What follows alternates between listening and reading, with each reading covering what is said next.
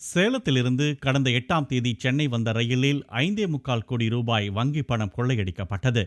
இந்த துணிகர கொள்ளை தொடர்பாக சிபிசிஐடி போலீசார் விசாரித்து வருகின்றனர். இந்நிலையில் சேலம் முதல் சென்னை வரை ரயில் நிலையங்களில் உள்ள பார்சல் அலுவலக ஊழியர்களிடம் தீவிர விசாரணை மேற்கொள்ளப்பட்டது. மேலும் விருத்தாச்சலம் அருகே முகசாபரூர் காட்டுப்பகுதியில் பணம் இருந்த மரப்பெட்டியின் ஒரு பாகத்தை போலீசார் கண்டெடுத்துள்ளதாக தகவல்கள் தெரிவிக்கின்றன. பணப்பெட்டியின் உடைந்த பாகம் கண்டுபிடிக்கப்பட்ட பகுதியில் 8ஆம் தேதி இரவு ரயில் 10 கிலோமீட்டர் வேகத்தில்தான் இயக்கப்பட்டுள்ளதாகவும் புதிய தகவல் வெளியாகியுள்ளது. மரப்பெட்டியின் பாகம் கண்டுபிடிக்கப்பட்ட இடத்தில் கொள்ளை நடைபெற்ற இரவு ஜார்க்கண்டை சேர்ந்த செல்போன் எண்களுக்கு இடையே தகவல் பரிமாற்றம் நடைபெற்றதும் கண்டுபிடிக்கப்பட்டுள்ளதாக கூறப்படுகிறது.